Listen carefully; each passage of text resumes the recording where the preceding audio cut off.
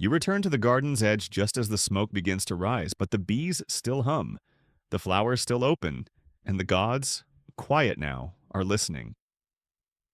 Hey guys, tonight we're stepping barefoot into a world where the soil floats, the flowers whisper secrets, and bees might just be divine messengers. You've heard of Venice, sure, but you've probably never heard of its stranger, greener twin, Xochimilco, the garden of the Aztecs that glides on water and breathes like a living myth.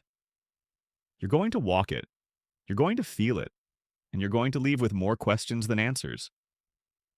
You probably won't survive this, by the way. Not because it's dangerous, but because by the end, your idea of gardens is going to collapse under the weight of what you'll see blooming here. So before you get comfortable, take a moment to like the video and subscribe. But only if you really like what I do here. Post your city and time below. Always love to see where you're watching from. Now dim the lights, maybe turn on the fan for a gentle hum, and let's go on this journey together tonight. You shuffle along a dirt path so old it might remember when the sky first cracked open in Tlaloc. The rain god spilled rivers across the valley. The path leads you through a tangle of summer air so thick it sticks to your eyebrows. There's no sign, no "Welcome to the Sacred Garden" banner, but the air changes, and that's how you know you've entered it. The wind softens, the shadows grow cooler. You catch the scent of warm maize and sweet cactus blossom. Xochimilco opens her arms. To your left, water, long canals edged with reeds gleaming like obsidian mirrors under the sun. To your right, floating gardens, chinampas, lashed together from mud and magic. Imagine patchwork rafts of soil held up by woven roots, rising from the lakebed like green mosaics, planted with rows of corn, squash, and flowers so vivid they almost look sarcastic.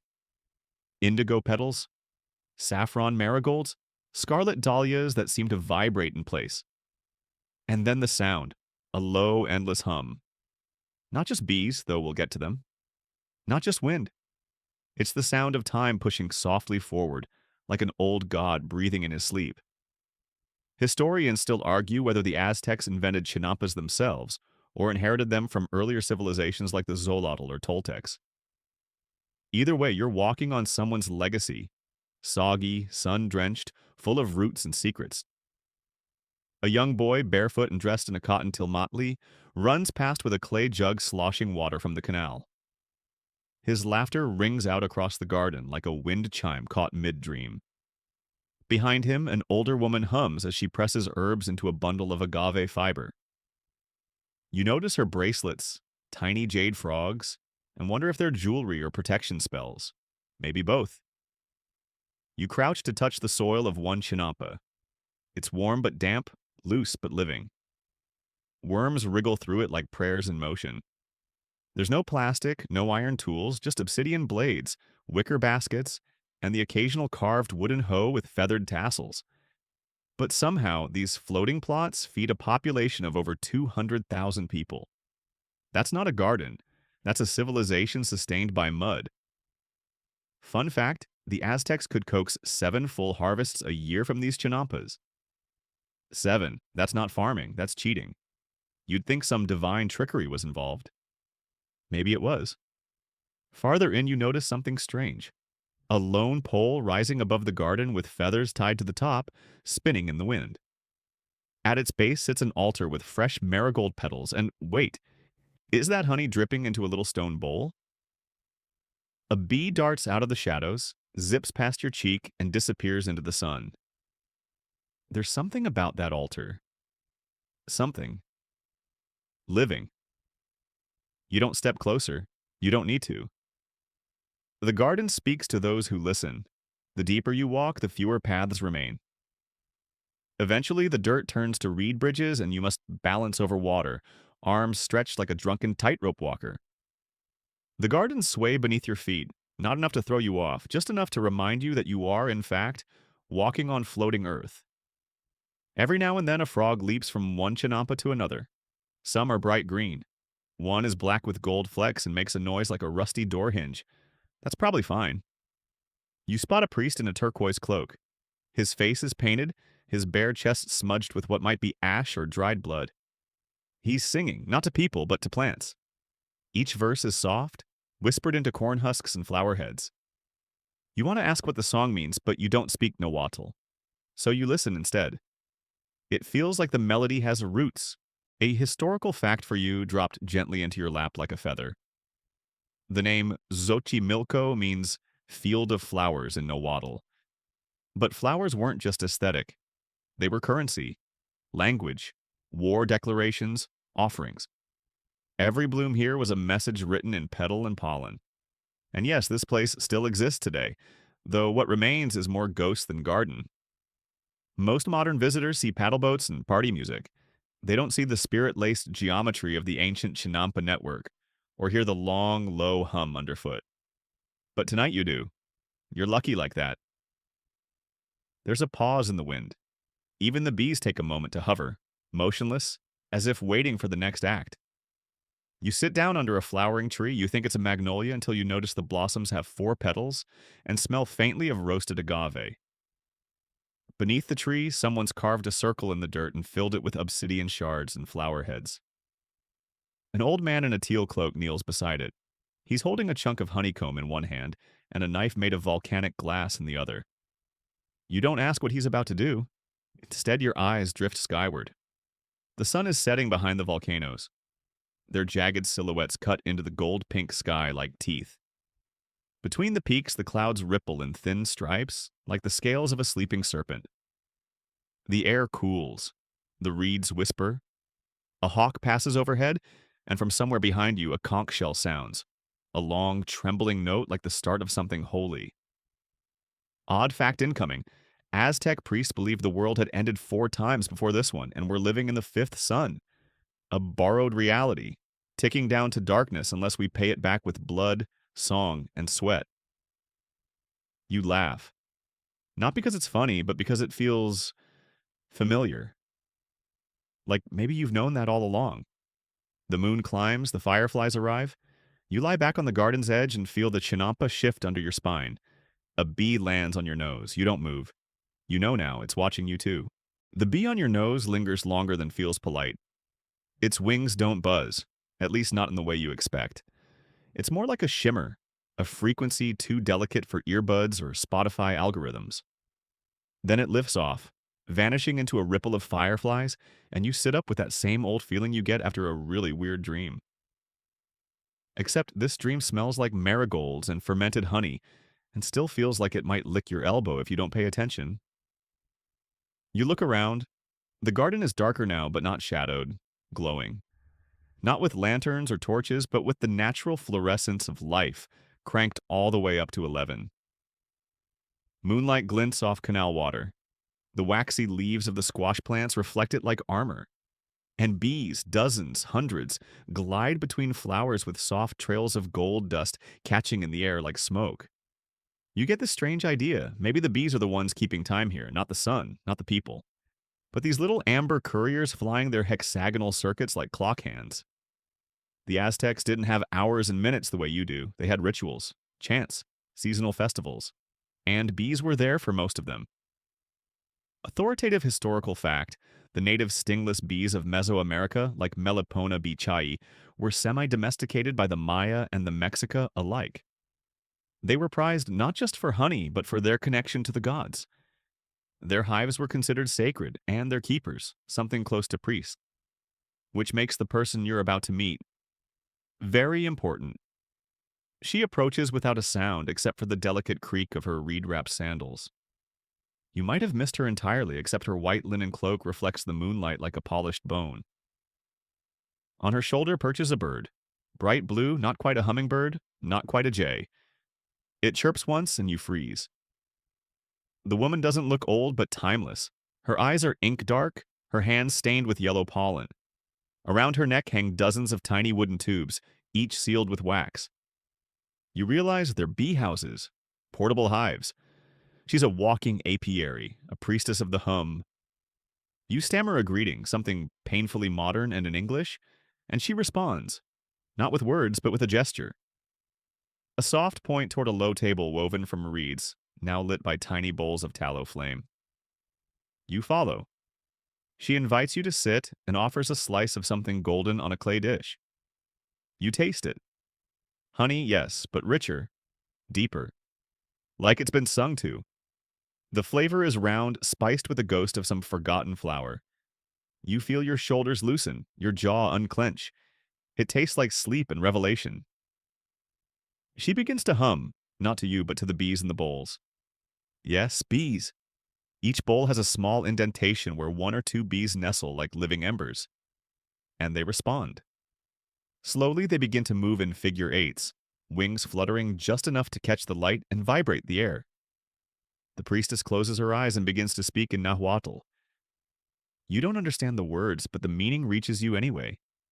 Something about cycles, something about warmth, something about hunger and sweetness and balance. You glance down and realize the bees are dancing in sync, not randomly, not chaotically, but in formation, like they're spelling something out in a language of flight. Historians still argue whether Aztec beekeeping practices were spiritual or scientific. Some say the hives were placed according to solar paths. Others insist they were tools of political economy, controlled by temples to enforce tribute systems. And yet, here you are watching a bee draw sacred geometry in the air like it's casually doodling the cosmos on your behalf. A gust of wind startles the flame in the bowls and the bee dance ends. The priestess opens her eyes and nods once, almost imperceptibly. She takes one of the wax-sealed tubes from around her neck and places it gently in your palm. It's warm. You carry the hum now, she says softly in surprisingly good Spanish. Then, in a near whisper, don't lose it. You don't respond. You can't respond. Your tongue feels heavy like it's been glazed in syrup and sin. Fun tidbit you didn't expect. Some Aztec myths describe bees as the scattered pieces of fallen warriors, those too brave to die quietly, too wild to stay in the afterlife. Their spirits reassembled into flying guardians of the living world, buzzing between realms on wings of amber and rage. Sleep tight. The priestess rises, her bird chirping once again as she disappears behind a curtain of reeds. You sit alone for a while, feeling the vibration of that tiny wax hive pulsing through your fingers like a second heartbeat. You try to stand, but your legs say, nah, and your mind is already halfway toward somewhere stranger. That's when you hear it, a low buzzing. Not bees this time, but voices, humming, chanting, echoing off water and leaf. You follow it. You stumble through a corridor of maize, past flowers so big they seem to bend toward you, nodding as you pass. Ahead, a platform, stone and obsidian, set in the middle of the canal like a forgotten pier. You wade out to it. On the platform sit 6 people, maybe more, each in different robes. One with a headdress made entirely of moth wings, another with ochre tattoos spiraling down his cheeks.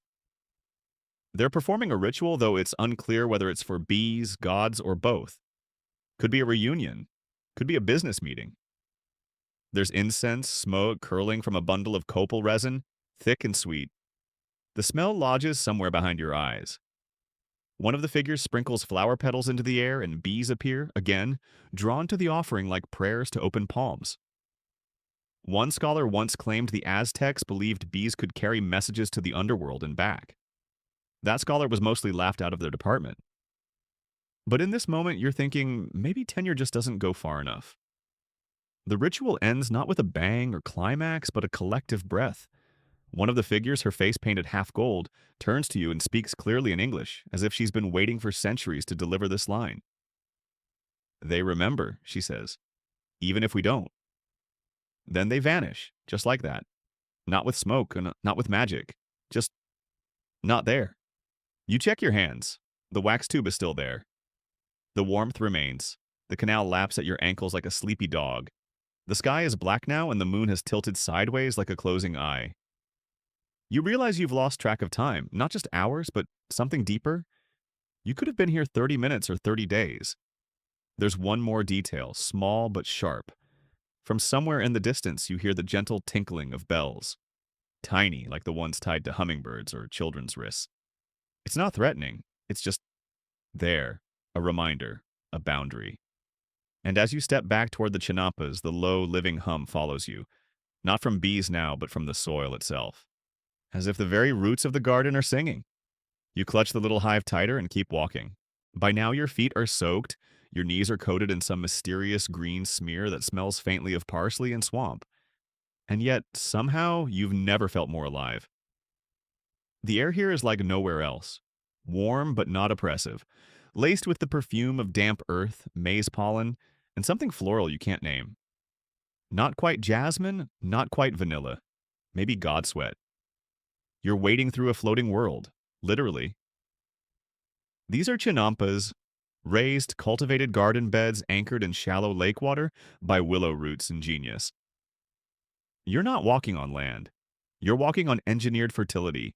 No dirt roads, no sidewalks. Just narrow reed walkways stretched between islands of vegetables, herbs, and flower beds, fat with bees and butterflies. Authoritative historical fact. Chinampas were one of the Aztecs' most advanced agricultural inventions. They weren't just gardens, they were ecological masterpieces. Built by layering lake mud, aquatic vegetation, and woven mats, they created arable land that replenished itself. Up to 7 harvests a year.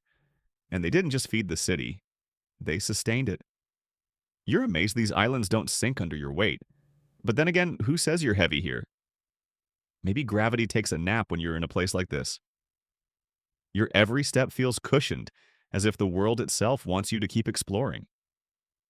It's still night, though the sky is turning that deep pre-dawn blue like ink diluted with secrets. The bees have mostly gone quiet, but the garden has started whispering in other ways. Frogs croak like throat singers warming up. A heron glides overhead, trailing its reflection in the canal water, like it's signing its name in cursive. Somewhere nearby, a child giggles, though you don't see one. Odd tidbit. The Aztecs had a god for just about everything, including laughter, called Huehuecoyotl, a trickster coyote spirit who loved dance, pranks, and turning solemn ceremonies into meme-worthy chaos. So if you hear a mysterious giggle out here, maybe it's not a child. Maybe it's him. Stealing your shoelaces. You reach a wider platform between the chinampas, kind of a garden square complete with stone benches and a tree that might actually be holding court. Its branches stretch over everything, hung with baskets of squash and strings of red peppers that sway gently. Beneath it sits a group of people aged anywhere from 10 to eternity, all busy doing something with plants. One woman is threading blue corn kernels onto string. Another is wrapping avocado pits in layers of dried flower petals. One child, at least you think it's a child, is braiding long stalks of amaranth into what looks like a crown. The smell of roasted cacao drifts through the air and someone hands you a cup. You sip.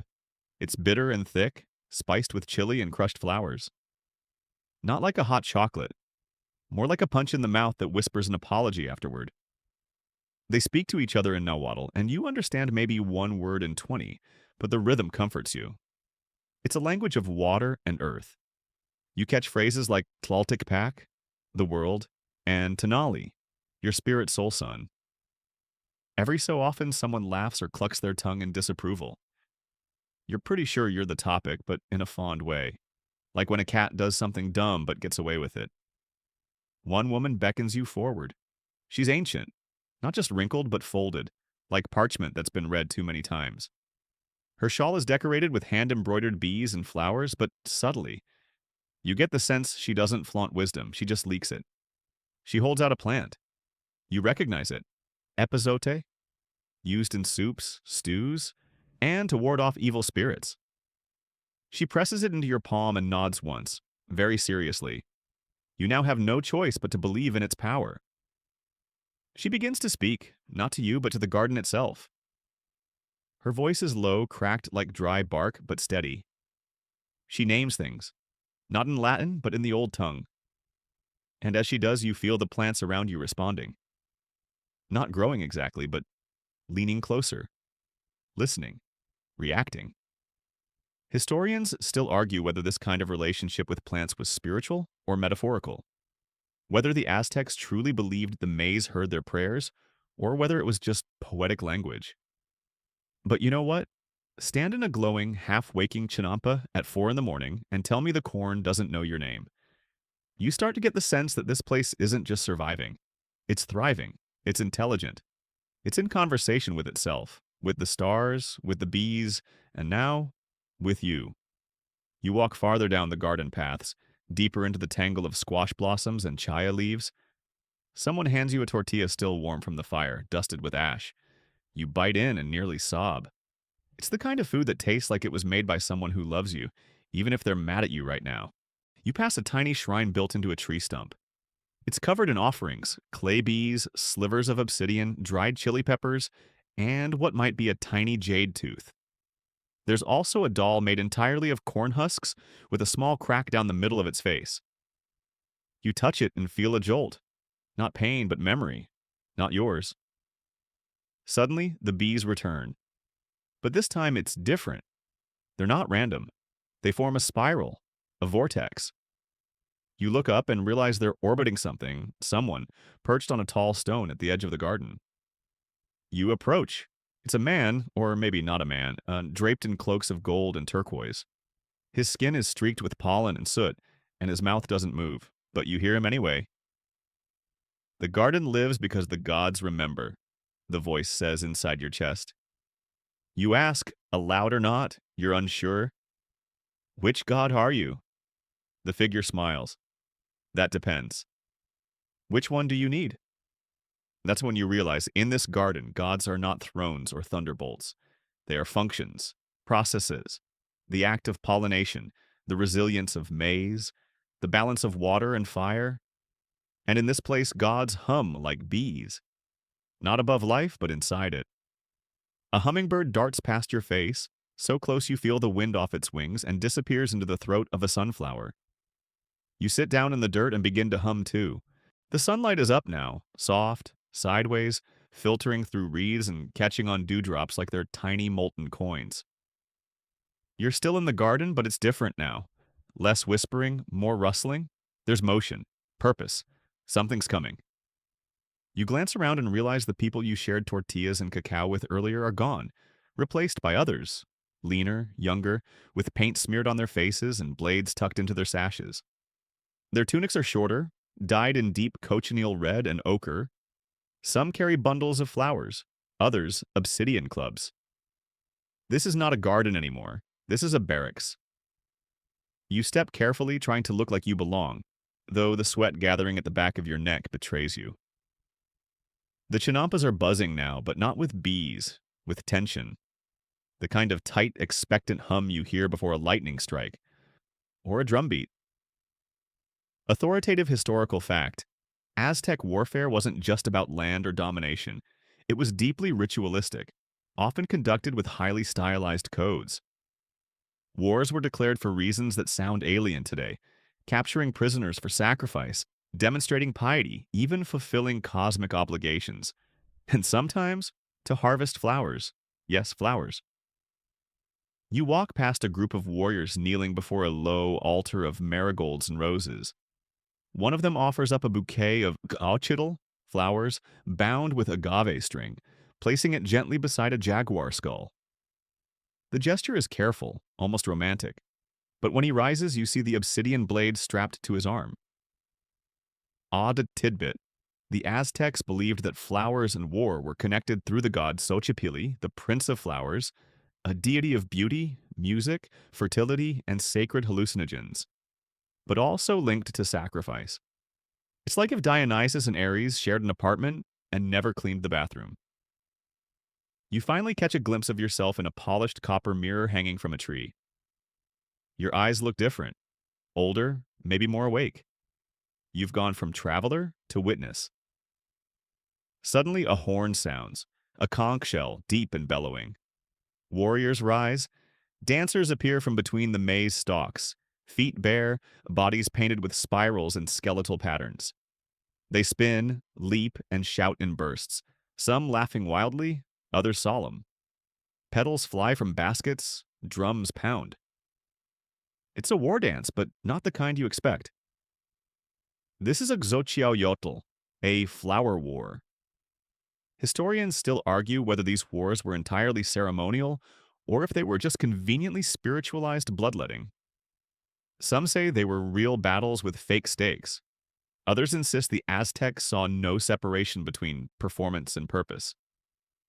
Either way, the warriors here aren't out for conquest. They're here to dance with danger, court divinity, and maybe earn the right to die gloriously. You follow them. Through the shifting chinampas, across floating causeways, into a wide circular plaza surrounded by carved stones and garlands of purple and white flowers. You feel like you're walking into a coliseum built by gardeners. At its center, a circle of colored sand, meticulously laid out in swirling shapes, awaits. Opposing warriors arrive, painted differently, feathers draped over their shoulders, but otherwise familiar. Both sides approach, bearing flowers in one hand, blades in the other. The rules are unclear to you, but no one hesitates. The dance begins. It's not a battle in the Western sense. There are no screams, no blood spray, no chaos. It's tight, choreographed, beautiful. Opponents circle, clash briefly, then disengage. One warrior throws petals into the air before charging. Another lets himself be disarmed, only to trip his enemy with a foot sweep straight out of an action movie.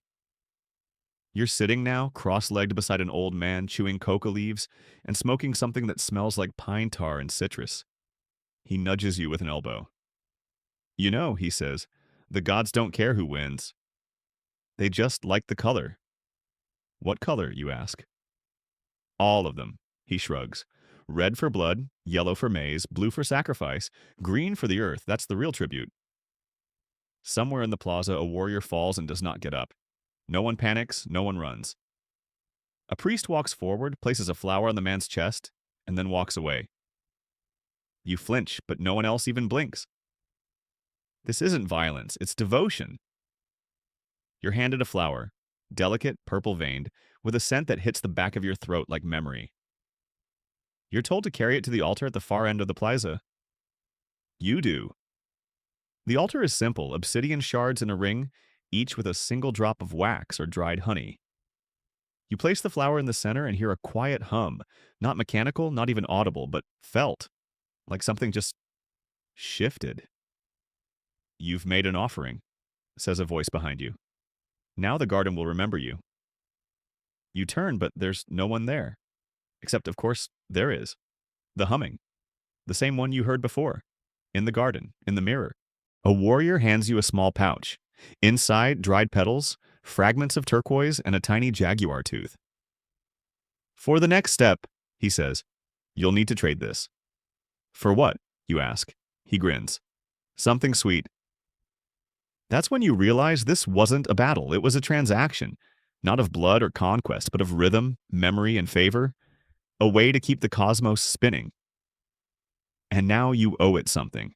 The plaza dissolves behind you as you step through a woven mat doorway into another chinampa. But this one is quieter. Its plants grow taller. The bees here hum differently. And in the center is a woman grinding something into a bowl made of volcanic stone. You kneel beside her, offering the pouch. She nods, takes it, and adds the contents to her paste. Then she holds it out to you. You taste it. It's honey, cacao, crushed flowers, and something else. Memory. It melts on your tongue like a secret. You're not in the war garden anymore. You're somewhere sweeter, somewhere deeper. The sweetness is still on your tongue, warm and slightly bitter, like dark honey left too long in the sun. You don't want to swallow it, not because it tastes bad, but because the moment you do, something inside you will change. You already know this. But of course, you swallow anyway. And just like that, the world shifts. The bees are back. Not just a few this time, but dozens, maybe hundreds, hovering low, weaving through the tall, flowering stalks of amaranth and marigold, looping slow golden spirals between chili bushes and squash vines. They don't buzz angrily or skitter with panic. Their humming is calm, rhythmic, strangely conversational. You're in another part of the garden now, and this one is softer, gentler. Gone are the painted warriors and obsidian blades. In their place, stone mortars, woven baskets full of flower petals, slow-cooking clay pots warmed over charcoal, and women in embroidered tunics moving carefully between one another like dancers who've done this forever. This is the kitchen. More precisely, the sacred kitchen. Authoritative historical fact: Aztec cuisine wasn't just about sustenance. It was deeply spiritual. Certain dishes, especially those offered to gods, were prepared with songs, ceremonies, and even astrology in mind. You didn't just make tamales, you composed them. Recipes were memory, magic, and mathematics wrapped in maize. You find yourself kneeling beside a woman with a jade pin stuck through her braided hair. She's grinding seeds with the kind of focus that makes you nervous to interrupt. When she notices you, she lifts her hand and holds out a small leaf wrap. You open it. Inside, white cacao paste dusted with crushed flower pollen and ants? Yup, definitely ants. Odd tidbit, some pre-Columbian recipes included insects, not just as protein, but as delicacies. Certain bees, for example, were so rare and sacred that their honey was reserved for rituals. And if you think that's gross, remember that modern humans eat imitation crab, and that stuff doesn't even have a soul. You taste it, and again, something flickers in your brain. A humming, not from the bees this time, but from the mortar, the leaves, even the paste itself. Everything here vibrates with layers of intent. Flavor, ritual, memory, biology. A layered world of tastes that stretch back through generations. The women are speaking now, not to each other, but to the ingredients. Softly, almost in lullabies. You shuffle past a small fire pit where another woman stirs a pot with a long wooden spoon carved into the shape of a serpent. She explains half to herself, half to you, that this dish is for Tlaloc, the rain god. She doesn't look up. Too salty, she mutters. Tlaloc hates salt. You nod, as if this is perfectly logical. Because by now it kind of is. She ladles a small portion into a gourd bowl and passes it to you.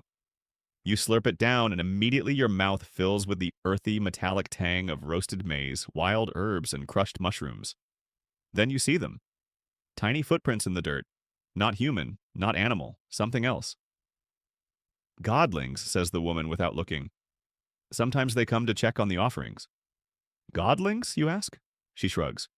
Or maybe they're just ants. Hard to say. Historians still argue whether Aztec deities were treated as literal beings or symbolic archetypes. Some scholars believe the gods were present in every breath, every stone, every ember, and others think it was all elaborate metaphor. But you? You just saw a bee land on a tamale and hum in a perfect G-sharp. So, good luck rationalizing that. The bees are especially thick near a small shrine carved into the garden wall. A relief of the goddess Mayahuel, arms full of agave, her face half serene, half wild. In front of her, jars of pulque, honey, roasted squash seeds, and a fresh painted tortilla shaped like a spiral. You can't help it. You reach for the tortilla. It's still warm. And when you bite into it, you hear a whisper that sounds suspiciously like, "Finally." This is how the gods eat, you realize. Not with forks, not with formality, but with reverence, with rhythm, with bees. A child runs past you, barefoot, giggling, trailing petals behind him like confetti. He disappears into a thatched pavilion made of maguey stalks and obsidian. Naturally, you follow. Inside, the air smells of smoke, honey, and wet clay. An old man sits cross-legged in the center, surrounded by gourds, beeswax figurines, and bundles of dried herbs. His eyes are shut, but he speaks to you anyway. "Want to know the secret?" he says. "Sure," you whisper. "There isn't one," he replies. "The gods just like to be remembered." You sit across from him, watching the smoke curl into shapes, flowers, hands, bees, bones. You notice that each puff of smoke from the censer hums at a different pitch, creating a kind of lazy harmony. You've stumbled into the part of the garden where recipes become prayers, where ingredients are not gathered, but summoned. The man points to a basket beside you. "In there," he says. "Find the right seed." You reach in. Your hand touches corn, chili, a shard of pottery, something furry, something wet, and then something cold. A small, flat stone. You hold it up. He nods. "That's the one." "For what?" you ask. "Memory," he says.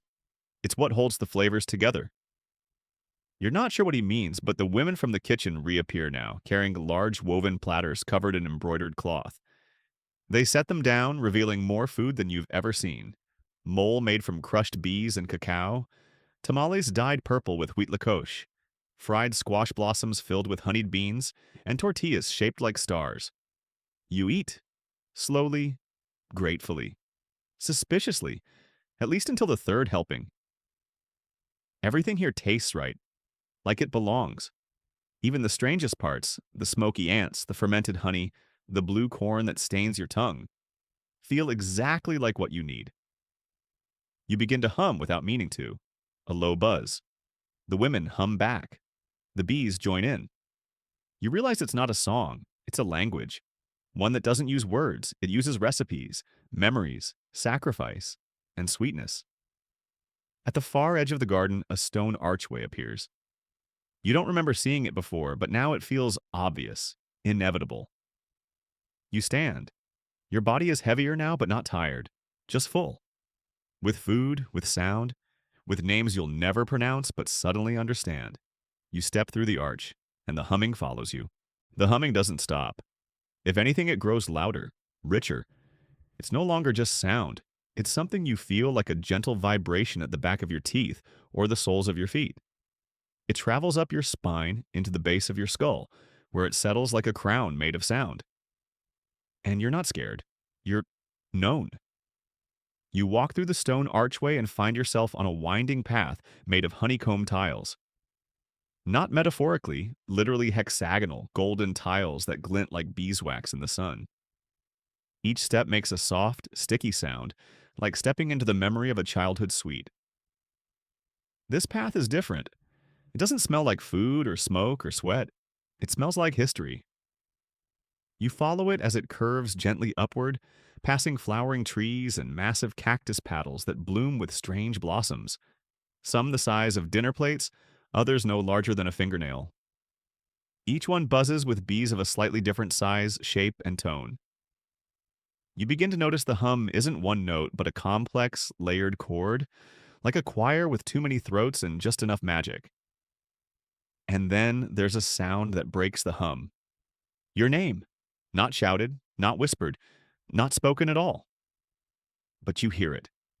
In the buzz, in the wind. Your name, pronounced in a way you've never heard before but immediately recognize. You freeze. A bee lands on your wrist. It doesn't sting. It just rests there, lightly, like punctuation. You can feel its wings vibrating against your skin, like it's waiting for a response. Authoritative historical fact. The Aztecs believed in a kind of spiritual reciprocity, that the gods gave signs and mortals were meant to respond in kind. Bees, specifically, were sometimes thought to be divine messengers. Their behavior, particularly in the presence of sacred plants or temples, was studied like weather patterns or the stars. You whisper, "I'm here," and the bee lifts off. Then the path forks. To the left, the air gets warmer, thicker, and smells faintly of agave syrup and sun-baked stone. To the right, it cools and shimmers with a faint mist that clings to your ankles like curious cats.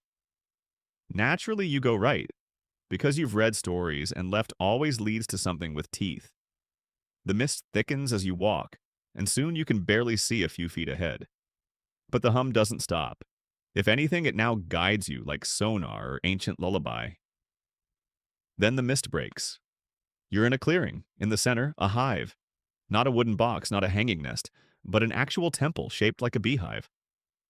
Round, stepped, glowing slightly in the sunlight like someone rubbed gold into the clay. It's beautiful and wrong and impossible, and something inside it is moving. Odd tidbit. There exists a species of stingless bee in Mesoamerica known as Melipona beechai, so revered by the Maya and Aztecs that entire rituals were built around its hives. These bees were considered sacred, kept not just for honey, but for communication with the gods. And their honey, said to have healing powers, even vision-inducing ones. You step closer to the hive temple and it opens like a mouth. You step inside, and suddenly you're remembering things. Not your memories, theirs. You see a boy barefoot, grinning, handing a gourd of honey to a wrinkled woman wrapped in crimson cloth. You feel the weight of offerings, the heat of ceremony fires. You smell the mix of blood and wax, flowers and rain. The inside of the hive is warm, pulsing gently like it's alive. Its walls are made of soft amber light and shaped wax murals, scenes of gods and bees interwoven, of people whispering to their hives, of children born with bee-shaped birthmarks on their backs. Every bee is a keeper of one story, says a voice. You don't know where it comes from. Maybe it's inside your chest? They remember what you forget. Who are you? You ask. The hum answers, not in words, but in images, a garden gate left open, a lost recipe, the feeling of your mother's hands pressing tortillas, the sound of laughter echoing against a temple wall. You sit. The bees begin to circle, not menacingly, more like they're reading you, scanning the creases behind your ears and the taste of your last lie. One lands on your shoulder, another in your hair. A third settles on your mouth, and for a heartbeat, you forget how to breathe. And then, release. You remember something you never knew? A story whispered by a grandmother you never met, about a god who made bees out of the tears of the sun. Historians still argue whether the Aztecs truly had a written mythology about divine bees, or whether this lore came from earlier Maya traditions. But the overlap is undeniable. And what you're feeling right now? It doesn't care about academic boundaries. You're crying, quietly, not from sadness, just from knowing. The bees begin to retreat one by one as if satisfied. You realize you're holding something in your hand, a wax tablet, pressed with unfamiliar symbols. You can't read it, not yet, but you will. Eventually. Because the path back is already forming behind you, not paved with honeycomb this time, but with petals. Deep red and sun gold, leading out of the hive and into the next memory. You step outside. The sky has changed. It's late afternoon now, and the light is golden and soft, like melted honey. And you're not alone. Figures stand along the edge of the clearing, their outlines shimmering with insect wings and flame. Some wear jaguar pelts, others hummingbird feathers. One has a headdress that seems to move with a life of its own. They say nothing. But you feel welcome. The hive behind you hums one last time, a deep, low note that settles into your bones. You bow because it feels like the right thing to do. And then you follow the petals, heading back into the garden. But now you hum too, not loudly, just enough for the bees to hear. The petal path narrows, then splits into rivulets of color, winding between stones carved with swirling glyphs. As you follow, the fragrance shifts. Less sweet now, more musky, like wet limestone and warm breath. The garden's order gives way to something older, more deliberate. You're walking into ritual. You duck beneath a low arch strung with drying herbs, marigold, copal, wormwood. The light dims. Shadows stretch long and lean like monks in procession. The air is filled with murmurs. Not bees this time, but voices. Deep, rhythmic, reverent. You've arrived at the Temple of Honeyblood. It's not what you expected. There's no towering spire or flaming altar. It's a sunken courtyard, surrounded by narrow rooms with reed mats and stone basins. In the center, a circular dais carved with spiraling flowers, a massive ceramic bowl resting atop it, half filled with amber fluid that glows from within. You are not alone. 4 priests, cloaked in saffron and indigo, kneel at the edges of the dais. Their faces are lined with red clay, their foreheads marked with bee wings drawn in black ash. Each holds a long spoon carved from bone, and they stir the honey with practiced devotion. The scent is heady, floral, fermented, slightly metallic. You're not sure if you're supposed to speak, but one of them gestures for you to kneel. You do. The oldest priest dips his spoon and drips a line of honey across his palm, letting it pool into the creases. Then he speaks. In blood we remember the body, in honey, the breath. You swallow hard. You think you get it. Maybe. Authoritative historical fact. In Aztec ritual, sacred liquids like blood, pulque, or even honey were often offered to the gods by smearing or pouring them over temple carvings or feeding them to fire. While blood sacrifice remains the most infamous, honey was also considered a divine substance. Both food and offering, both medicine and metaphor. You notice that the honey in the bowl is moving, slowly spiraling as if stirred by something beneath it. The priests chant, and their voices align with the rhythm of the spiral. You feel like you're being pulled inward, and then snap, a bee lands on your tongue. You hadn't even opened your mouth, but it's there, and it doesn't sting. It simply rests there like punctuation again, and then it leaves, trailing something sweet behind. You breathe out a single word, why? The priests answer together, because nectar is memory and the gods forget nothing. Then one of them stands and walks to the wall. He lifts a clay jug, tips it over, and pours thick, golden honey onto the carved stone beneath a glyph that looks like a flower blooming into an eye. The honey trickles down, tracing grooves like veins. Odd tidbit. The Aztecs believed the gods themselves bled cosmic fluids, blood, sweat, and yes, even honey, which became sacred substances when they reached the earth. One obscure myth tells of a goddess who wept beeswax tears that hardened into stars. Another priest now lights a taper. Flame meets incense. Smoke swirls into the shape of something with wings and too many eyes. You blink. It's gone. They hand you a small gourd. It's warm in your hand, sticky at the lip. You drink. The world slows. It's like sipping lightning through velvet. Your skin prickles with memory. You can taste rain on stone. Taste obsidian in your teeth. You see fields of golden flowers stretching endlessly, each bloom a tiny prayer.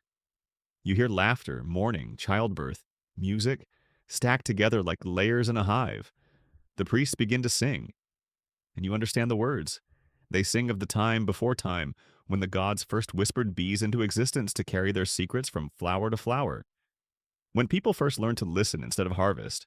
When nectar was law and pollen was prophecy. Historians still argue whether Aztec priests were literal beekeepers or merely symbolic guardians of fertility and bloom.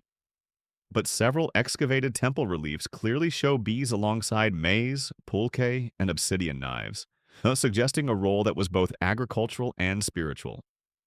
You're beginning to see the garden not as a place, but as a memory palace. Every flower, every buzzing body is a data point, a prayer loop, a chapter in a 1,000-year conversation with forces you barely understand. You rise. Your legs are unsteady. The priests do not stop you. You walk past them, through a narrow hall strung with hanging wax tablets, each inscribed with strange marks, some still fresh. The scent of honey and smoke is thick, almost physical. You emerge onto a terrace. Below you, the garden spreads like a quilt, patterned, rich, dizzying. Bees drift like lazy comets between bright explosions of color. And further still, you glimpse people, gardeners maybe, or pilgrims, walking narrow paths between blossoms, some alone, some in pairs, each carrying something, a basket, a jug, a folded cloth. You clutch your gourd tighter. A bell rings in the distance. Not a church bell. More like a drum made of stone struck by a rhythm you didn't know your body remembered. It's time to leave the temple. But first, you look back. The priests are still kneeling, still stirring, the honey still glows. And deep in your stomach, where the bee landed, you feel a warmth that wasn't there before. You step down the terrace stairs and into the humming again. This time, you join it. You don't know the tune, but your body sings anyway. Your feet crunch softly on a gravel path that curves toward another cluster of blooms, though these flowers are different.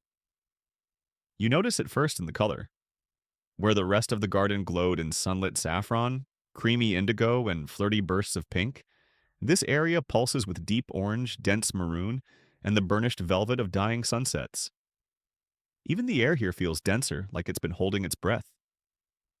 You pause, there's no breeze, no bees, just silence, heavy as stone. Then you see them, marigolds. Thousands of them. Lush pom-poms of petals packed into clay troughs, lashed together in garlands, spilling over stepped altars carved from volcanic stone. A sea of orange curling at the edges, drunk on their own perfume. You step closer and it hits you like a blanket soaked in incense. Earth, candle wax, and something sweet rotting. This isn't a shrine for the living. This is for the ones who don't walk anymore. You reach out to touch a petal, and it crumbles between your fingers like ash. You are in the garden's oldest part, the one where names are whispered, not spoken. A single hummingbird darts past your face, silent and colorless. You feel it before you see it. A gray shimmer, a wisp, then nothing.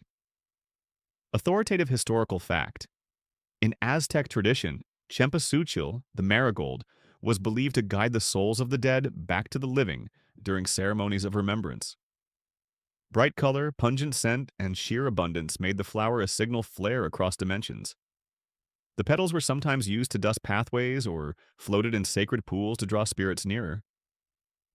Here the path narrows again, but not from constraint. It's ceremonial. Someone's laid out marigold petals in careful patterns, spirals, lines, crosshatches like netting, each one leading toward a raised platform in the center of the clearing. And on that platform is a bowl. You're tired of bowls, frankly, but this one is different. It's not filled with honey or blood or fire. It's filled with skulls, not real ones. Miniatures carved from beeswax, each one delicate, each one staring back at you with a slight smile. You raise one, it's warm, it smells like earth and resin. And from somewhere nearby, a voice whispers, "Offer it if you remember." You don't know who said it. Might have been a real person. Might have been the garden itself. Either way, you obey. You place the skull gently among the others. The platform hums, a low tone, like wind through bone. It makes your molars ache. Then the ground beneath your feet begins to vibrate, not dangerously, but insistently, like a drum beat you forgot how to follow. Odd tidbit. Some Aztec households kept beeswax skulls or small effigies, not only for ritual, but as literal memory devices, pressed with fingerprints, burnished with breath, infused with stories whispered to them in secret. They believed wax held memory, and that shape gave memory direction. A flicker in the corner of your eye. You turn, and the marigolds are no longer just flowers, they're faces. Dozens of them. Each one made from petals. Eyes formed from tight spirals, mouths suggested by curved sepals. Some are joyful, others mournful, most unreadable. And they are watching you. Historians still argue whether marigolds were truly seen as active agents of remembrance or simply symbolic markers. But in old Nahuatl poetry, the flowers are referred to as those who open the road back, implying more than metaphor. You back away slowly. The faces do not follow. But the hummingbird returns. It circles your head 3 times, then dips down and hovers over a small bowl tucked beneath an altar. You crouch. This one holds water, clear but not still. The surface ripples despite the air's silence. You lean in. Your own reflection stares back, but not as you are. Older somehow, wiser. Wearing the same marks as the priests, winged brows, red-lined cheeks, golden flecks at the lips. You blink, it's gone. Now you're just you again. Rumpled, blinking, unsure. You dip 2 fingers into the water. Cold, and something inside you, right behind the sternum, relaxes, as if a string had been pulled taut and finally let go. This place doesn't want anything from you. It just wants you to remember. You stand and walk further in, the scent of marigold clinging to your skin. You find a woven mat. Sit, breathe, and listen. The humming begins again, but this time it's not bees or drums or wind. It's voices. Dozens of them. Soft and layered, like whispers in a library where no one minds being overheard. You pick out fragments. She planted the first bulb with her thumb. He carved her name into a petal. And then the rain stopped, and he danced anyway. You hear stories that don't belong to you, but that you still somehow recognize. They are not memories. They are the shadows of memories. A candle flickers to life beside you. You didn't light it. Its flame dances in time with the whispering. And now, slowly, the marigolds begin to sway, not with wind, but in unison, like an audience leaning in. They want to hear more, but not from you, from themselves.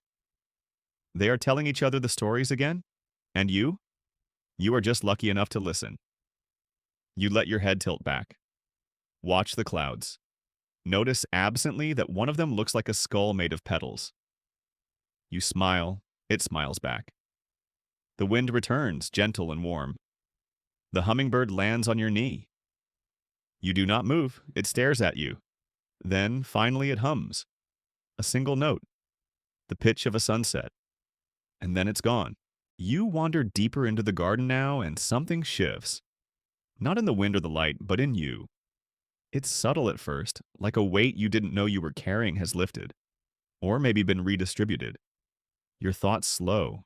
Your breath slows. You stop narrating your own steps in your head. You're just here, and here things begin to gleam. You come upon a grove of low trees, twisted trunks like dancers mid-spin, branches heavy with golden trumpet-shaped flowers. You know these aren't just decorative. The bees adore them. The gods more so. At the base of one tree is a low stone bench, rough but inviting. Carved into its surface is a looping glyph, a bee with its wings outstretched, circled by tiny dots. Pollen? Stars? Who knows? You sit. The scent here is almost too sweet. Heady. It sits thick in your mouth even when you're not breathing.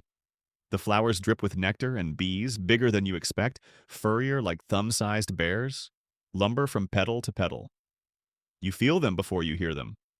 A low, velvety hum, more vibration than sound.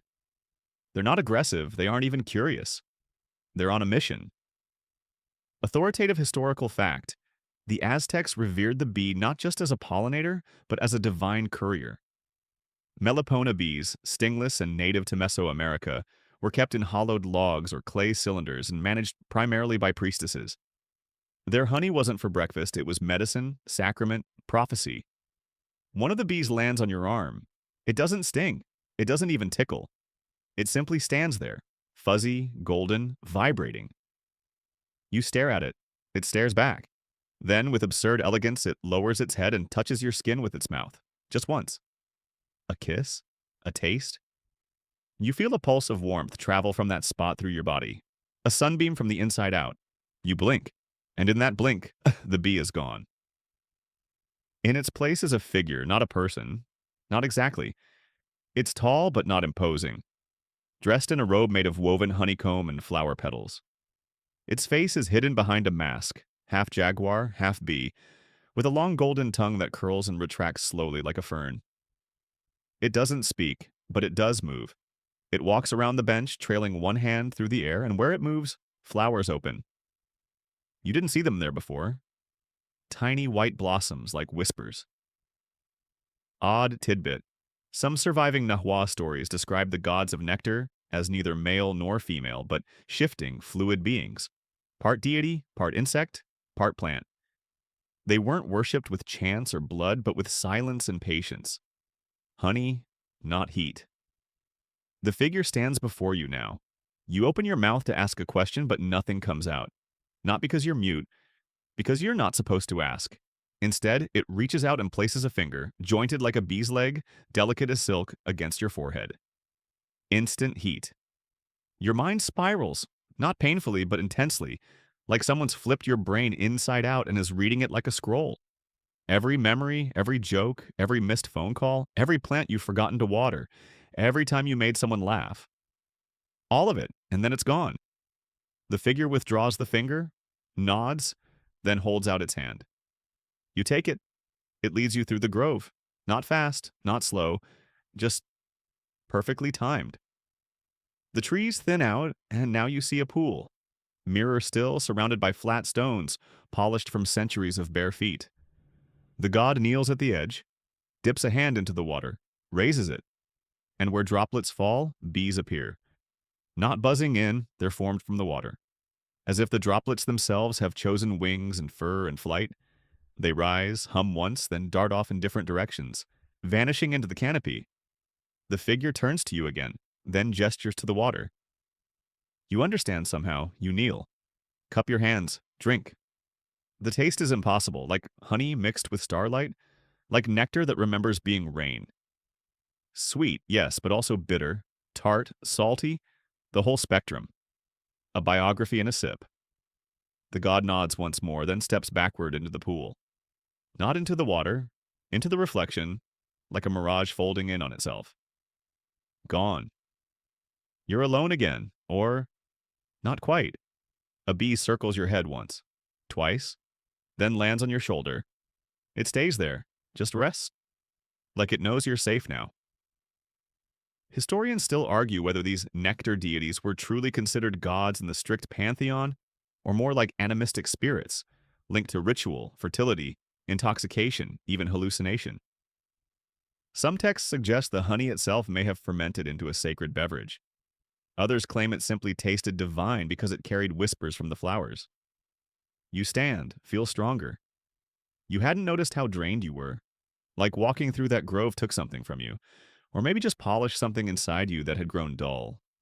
Your reflection still waits in the water. It looks the same, but you know it isn't. You turn, make your way back through the trees. The flowers bow slightly as you pass. You reach the bench again. The glyph is glowing faintly now, just a soft golden shimmer, like pollen on a fingertip. The wind rustles through the canopy above, and just as you step back onto the gravel path, a single drop of nectar falls onto your wrist. It shines there for a moment, then soaks in, warm, comforting, like a promise made by something ancient and gentle and winged. You're still glowing a little as you wander on, not literally, although it wouldn't surprise you at this point. There's a kind of charge in the air now, as if every leaf knows something you don't. As if the flowers are whispering your name behind your back, but not unkindly. You step through a low arch, almost ducking, and find yourself in another clearing, oval-shaped and shaded by an impossibly wide canopy of blooming branches. This is no ordinary glade.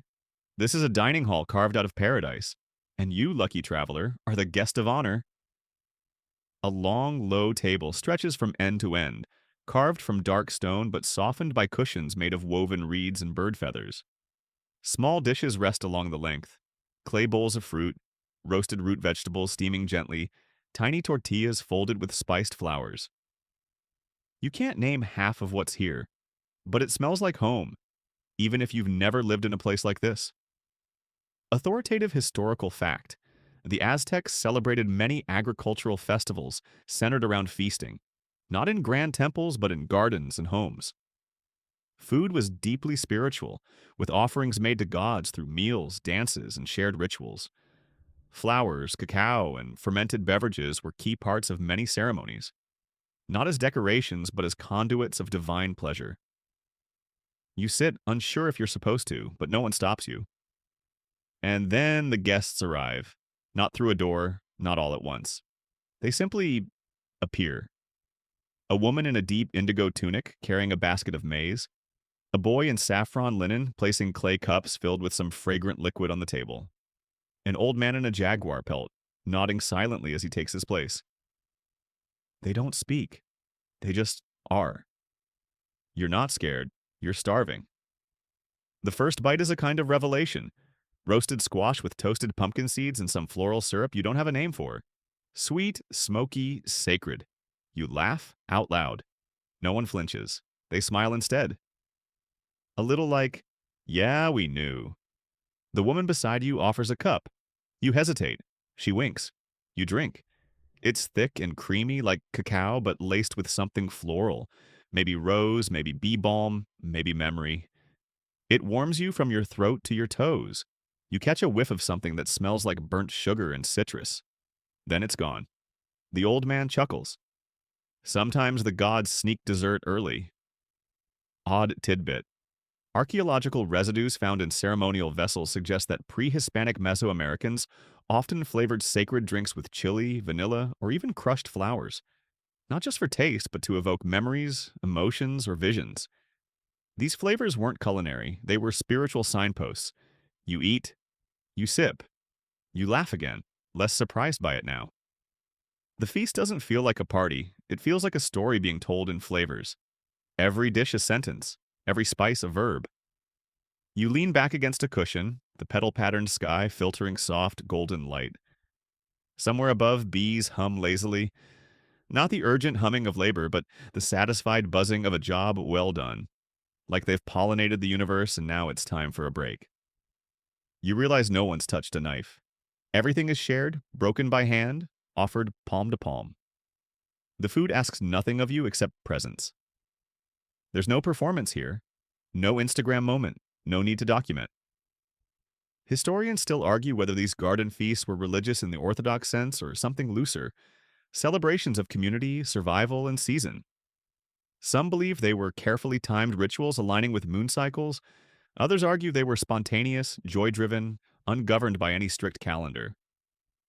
Either way, food was how you touched the divine, one bite at a time. A breeze picks up, petals fall slow as snow. One lands on your tongue. It tastes like mint and maybe mango. The boy beside you starts a song. Software wordless, but everyone joins in. You don't know the tune, and yet your mouth forms the sounds without effort. You sing. Your voice joins theirs and the garden hums with it. Not just the people, but the bees, the branches, even the stones underfoot.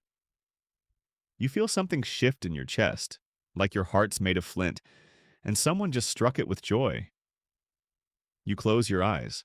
Let the music take you for a little while. Time softens. The food vanishes, quietly, like mist evaporating. The guests stand, one by one. Nod, smile, disappear. You're the last one left at the table. You stand too, slowly, your belly full, your soul humming like a plucked string. The petals are still falling. You walk between them, toward the far edge of the clearing.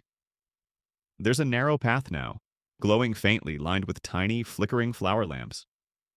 You don't remember them being lit before. You didn't need them then. You might now, because the sky above is beginning to darken. Not ominous, just twilight. Software. Like someone dimmed the lights on purpose, like the end of a beautiful evening. Like it's time to go home, even if you've never seen your own front door. You take one last look at the feast table, empty now, except for a single clay cup resting at your seat. You pick it up. Inside is water, or maybe nectar, or maybe memory. You drink. And the taste, oh, the taste is everything. A prayer made edible, a flower blooming backward, a farewell. You follow the flickering path, cup still in hand, until it vanishes beneath your steps and you're walking on bare earth again. Dark, warm, surprisingly smooth.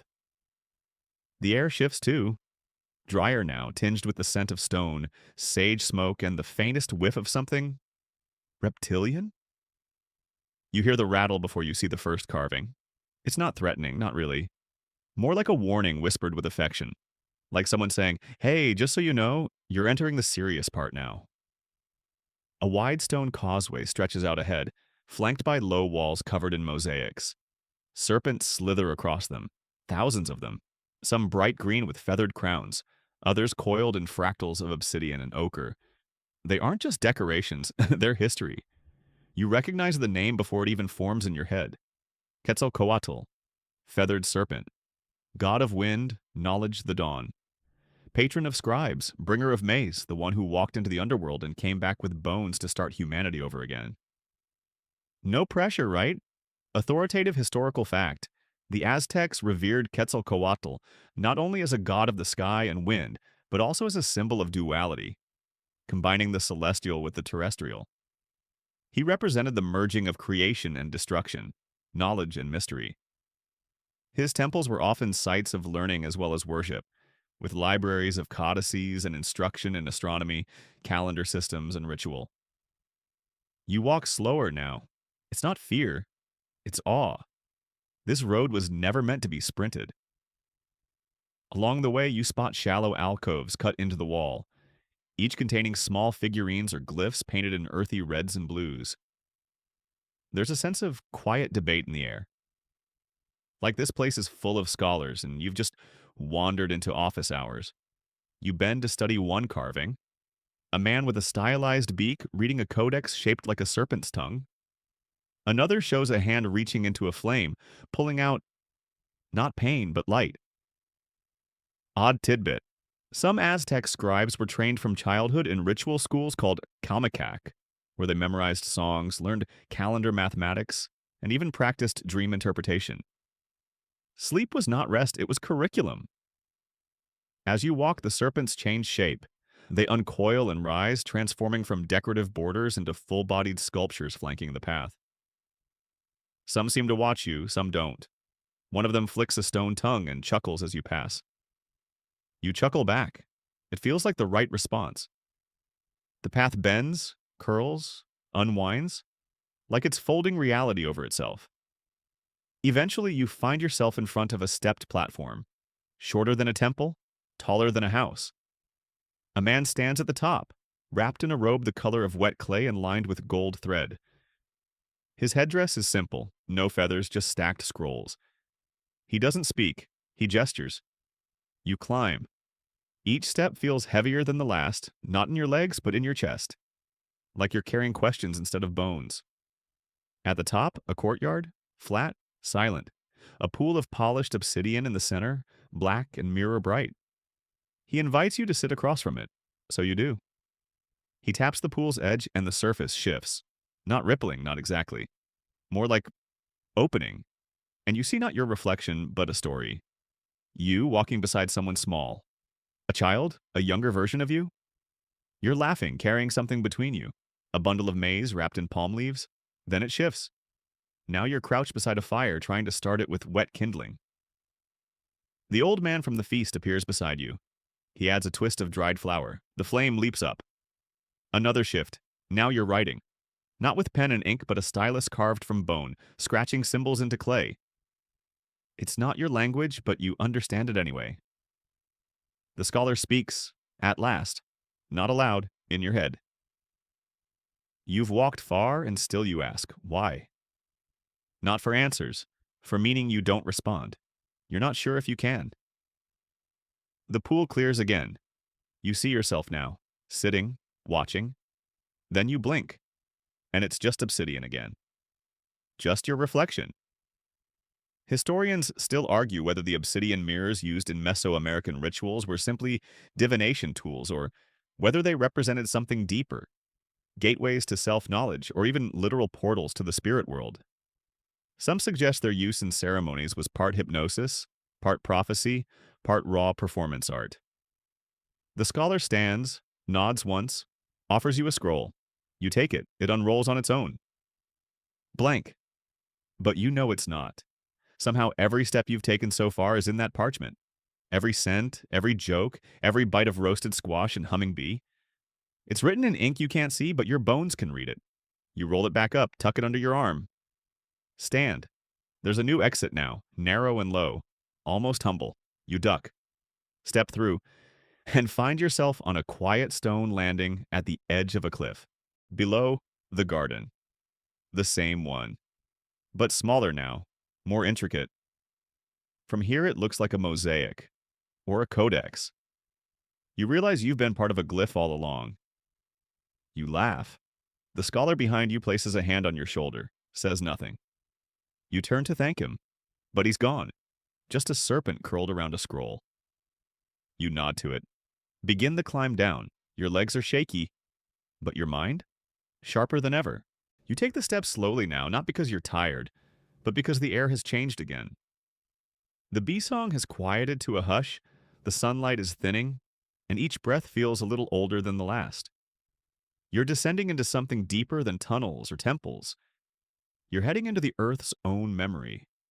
The stone beneath your feet is cool, worn smooth by centuries of bare heels and cautious toes. Moss traces the cracks. Lichen forms little maps of forgotten kingdoms. And the sound. Oh, the sound. It's not echo or wind. It's more like bones humming, not in a spooky way. More like music you forgot you knew. You round a corner and pause. Before you stretches a vaulted chamber carved entirely from soft volcanic rock. Columns shaped like cornstalks hold up the ceiling, their tips blossoming into flowered capitals. The air smells like wet dust and dried marigolds. There are bones here, yes, stacked neatly in niches along the walls. Not ossuaries of conquest, but careful repositories. Skulls painted with dots and spirals. Femurs strung with clay beads.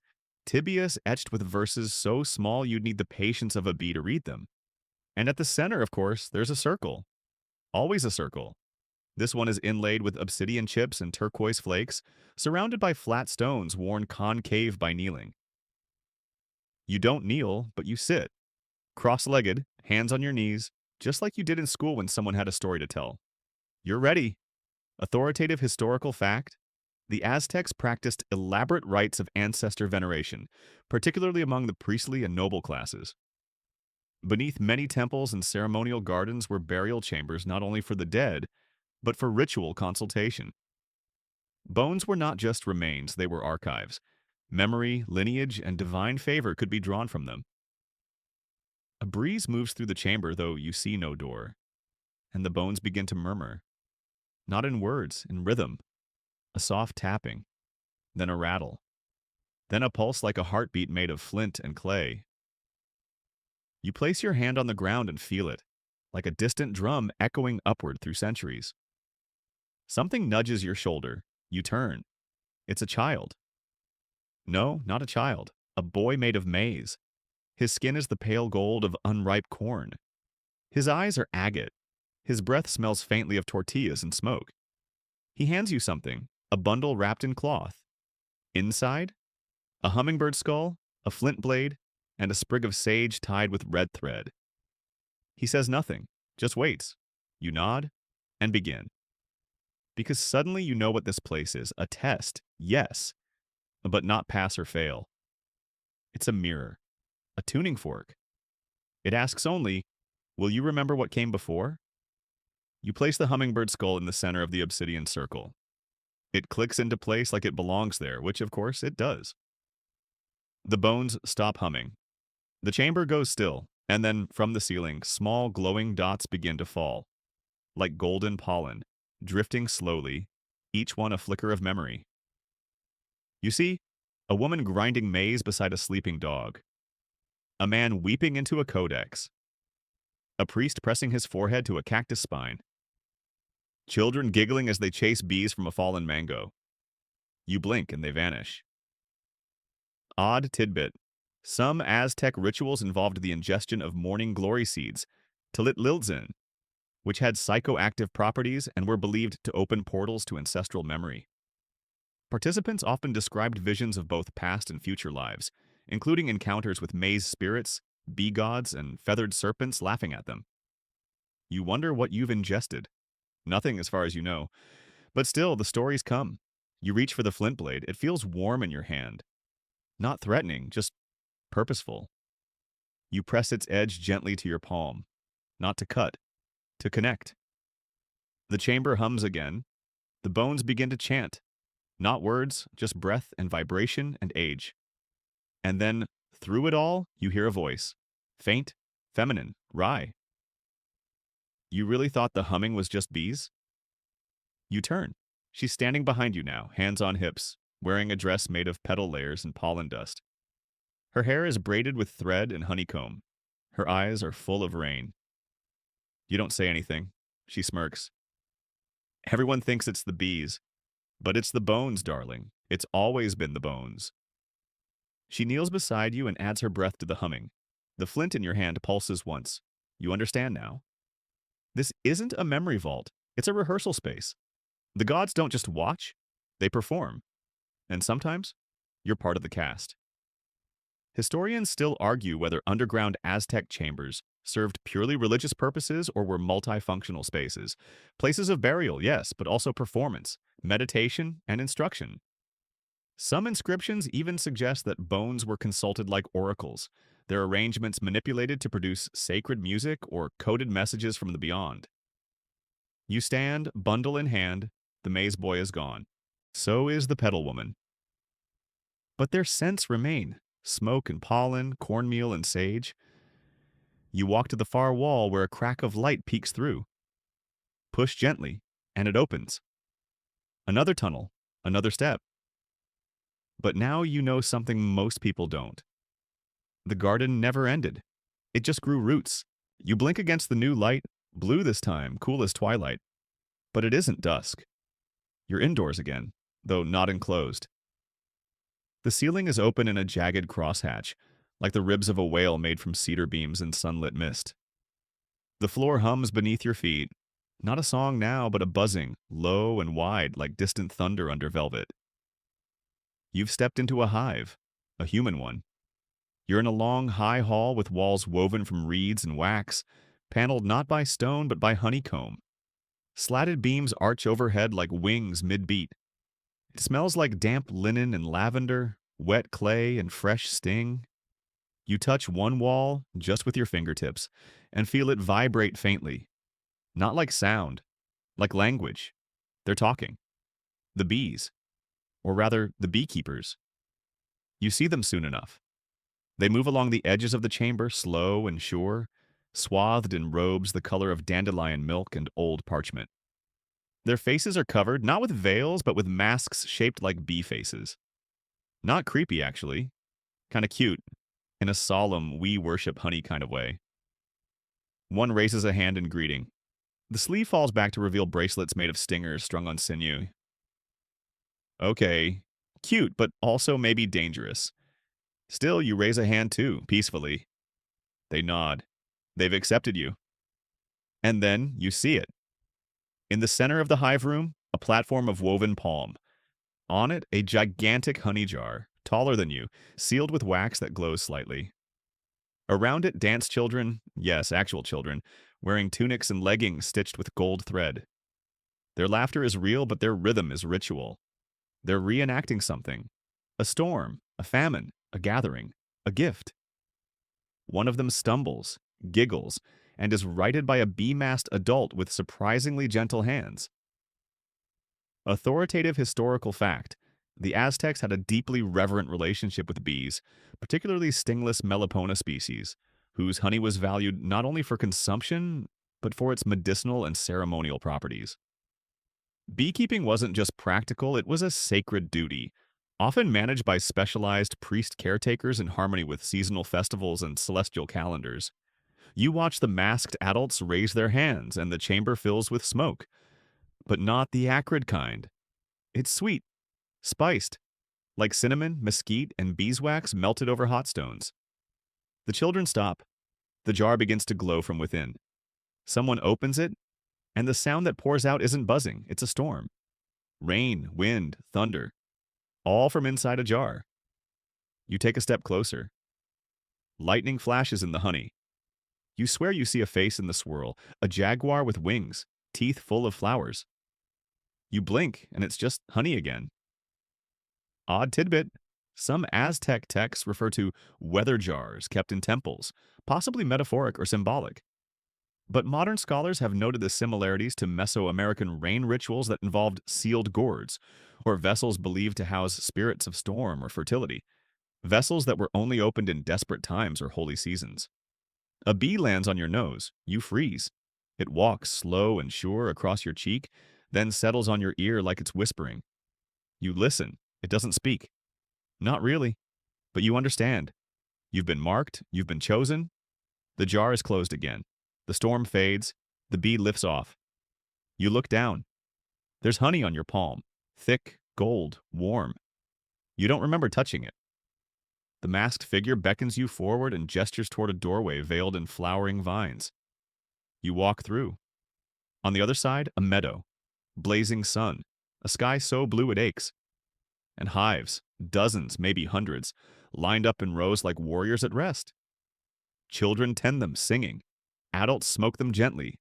The air is electric with purpose. Historians still argue whether these bee temples were purely metaphorical, part of Aztec poetry and metaphor, or if they actually existed as dedicated spiritual centers. Recent finds of hive-shaped altar stones and honey-stained ritual tools suggest the line between myth and infrastructure may have been blurrier than anyone expected. You kneel beside one hive and press your ear against its side. You hear a song. It's not in any language you know, but you understand every note. Gratitude, rain, grief, resurrection. A figure approaches. Another bee priest, this one older, with a walking stick shaped like a thundercloud. He hands you something, a comb of honey, wrapped in bark paper, and marked with a symbol you last saw deep beneath the garden, etched into a skull. Memory. You tuck it into your pouch, because you know now? The bees don't just hum with gods, they carry them. Inside. You step back from the meadow of humming hives blinking in the golden light, and suddenly, there it is again. The garden. Not just a garden now. The garden. It's not a place you enter, it's a place that rises to meet you. And as it does, it folds inward, not like a story ending, but like a hand closing around something precious. The ground shifts subtly beneath your feet. The soil breathes. You're not walking anymore. You're being guided. Carried almost. Like the earth remembers you and is nudging you gently towards something unfinished. The trees you pass are familiar. The bark remembers your touch. One of the blossoms turns toward you as you walk by, and no, it's not blinking. But also, yes, it is. You return to the core of the Aztec garden. But this time it's changed. It has bloomed fully. The pool at the center, where you once saw only lilies and shadows, is now lit from beneath. Not by flame, not by sun, but by something older. The water glows softly like a lullaby. A dozen reflections drift across its surface, none of them yours. Each one shows a different figure. A child with a bee on their nose, a priest with arms outstretched toward thunderclouds, a woman grinding flowers into salve by moonlight, a dancer mid-leap in a costume of turquoise and bone, and then one that looks suspiciously like you, but from a distance, from behind, and slightly younger. They're holding something in their hands, a honeycomb, a stone, a seed. You can't tell. But they drop it into the pool. Ripples spread, the water dims, and you blink. Authoritative historical fact. Aztec gardens weren't just for growing food or herbs. They were layered with symbolic meaning. Certain sacred gardens, such as the famed Tezcatzinco, were intentionally designed as cosmograms, living blueprints of the universe. Each plant, pathway, and water channel was placed with ritual purpose, aligning with gods, stars, and myths. A soft voice behind you says, "The garden always gives back." You turn. It's the old woman from before, the one with the bark-stained hands and the hummingbird pendant. She doesn't say anything else, just sits on a low stone, hands in her lap. You sit beside her. She hands you a cup. It's made of bone, carved with bees and maize. The liquid inside smells like rain on hot stones, like flowers left too long in the sun, like memory. You sip. It's cold, sweet, a little bitter. You feel everything. The sunburned shoulders of a worker digging irrigation channels under threat of war. The feather-light feet of a girl sneaking into the garden to see the stars reflected in the lily pool. The aching hands of a priest weaving flowers into a funeral braid. The laugh of someone stung, but not angry, just surprised. And then a storm rolling in slow, then faster, ripping across the sky as hives shudder and temples hum. You open your eyes. You're still in the garden. But the woman is gone. Odd tidbit. Some Aztec glyphs describe gardens as having voices, singing, whispering, or weeping. While largely interpreted as poetic metaphor, a handful of accounts by early Spanish chroniclers tell of temples surrounded by sound-generating plants. Wind chimes and trees, echo bowls filled with water, and even trained birds. Gardens, in some way, really did speak. You walk the paths again. The garden has closed its outer edges. You're not lost. You're held. You pass a bee resting on a petal. It lifts a leg at you like it's waving. You wave back. You feel something in your pouch. It's the honeycomb from before. But now it's hardened into amber. Inside, a single petal floats, preserved forever. You hold it up to the light. A shadow flickers across it. Wings. You look up, and there they are. Not gods exactly, but not gods. Figures suspended between tree branches, made of pollen and starlight and breath. They don't speak, but they do listen. You tell them a story. About a night when you stumbled into a place too old for maps. About hives that sang and jars that stormed. About how nothing here asked for your belief, only your attention. They nod. They disappear. The amber begins to melt. Historians still argue whether the Aztec concept of divinity included the observer. That is, whether the gods only existed when looked upon, or whether human attention actually changed the divine. In this garden, you start to think that maybe, just maybe, belief is a two-way mirror. You find your way back to the entrance. It's overgrown now, but your footprints are still there. The ones you made when you first came in. Only now, they're filled with flowers. You kneel, you press your hand into the soil, next to one of those prints. And the ground hums. Softly, just for you. You stand. You turn back once, just once. The garden doesn't wave, but it doesn't need to. It remembers, and you do too. You step out of the garden, but it doesn't quite leave you. There's a weight on your shoulders, not a burden, but a cloak. Like you've been marked. Not with ink or scars, but with pollen, maybe. Something that drifts behind you, invisible but persistent. A hum, not quite in your ears, not quite outside your head. You blink at the sky. It's familiar again. A little paler, a little cooler. The bees are behind you, or maybe not. Maybe they're just smaller now, folded into the folds of your clothing, riding quietly, waiting. You begin to walk, not through the jungle this time, not through a temple, through memory. You remember the jars, of course, the ones that held thunder. You remember the priest with his robe full of beetles. You remember the child who sang to bees in a language no one taught them. You remember the old woman, the gift, the amber melting between your fingers. You touch your hand to your chest. It's still warm there. The garden didn't give you fruit or prophecy or gold. It gave you the hum. And now you carry it with you, like a soft rhythm under your skin. Authoritative historical fact. Many Aztec artifacts discovered in sacred gardens were never meant to be used.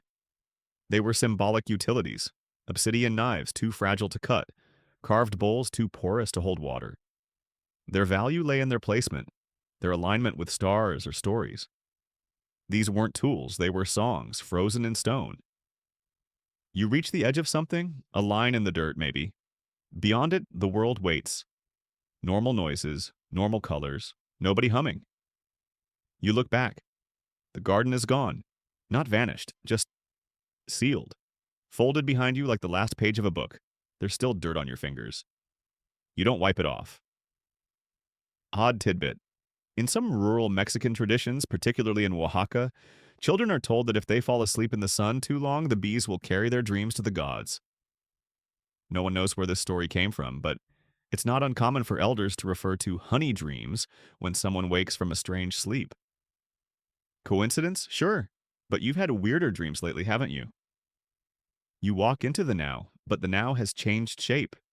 Colors feel rounder, sounds more syrupy. You notice the tiniest details, the flicker of shadow under a leaf, the way your footsteps disturb a breeze. You pass someone on the path. They nod. You nod back. They glance at your chest like they hear it too. Maybe they do. Maybe they've been to their own garden.